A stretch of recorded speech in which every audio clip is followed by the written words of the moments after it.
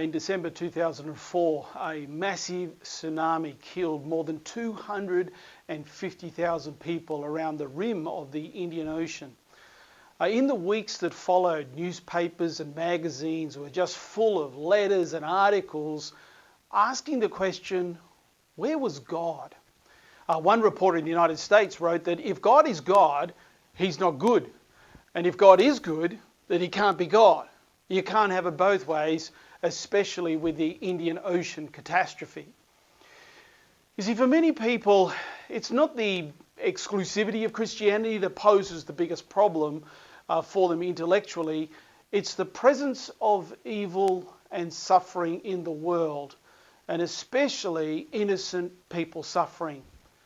Some find it unjust suffering, a philosophical problem, and it calls into question the very existence of God for them.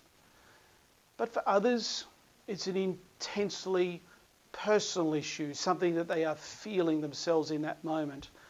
They don't care so much about the abstract question or whether God exists or not. They just refuse to trust or believe in any God who allows history and life to proceed as it has for centuries, with people suffering like they are in that moment. So what does it look like for the Christian to have a reasonable faith in unreasonable times? Well, it was only a couple of years ago that we at St. Paul's picked up the Old Testament book of Habakkuk and explored that question.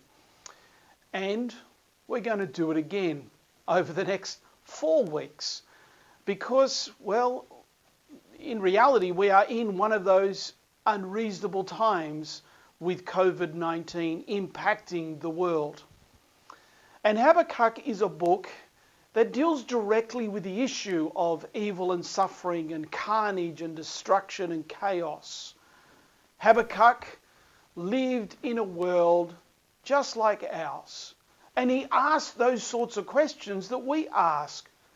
Where is God in all of this? Does he exist? And what is he doing? Does he care?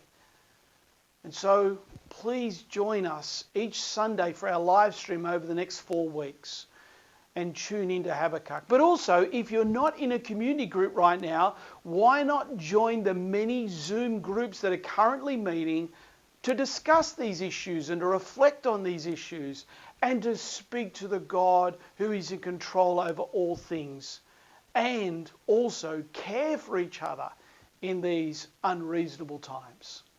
And so I look forward to seeing you online in the coming weeks as we explore Habakkuk together.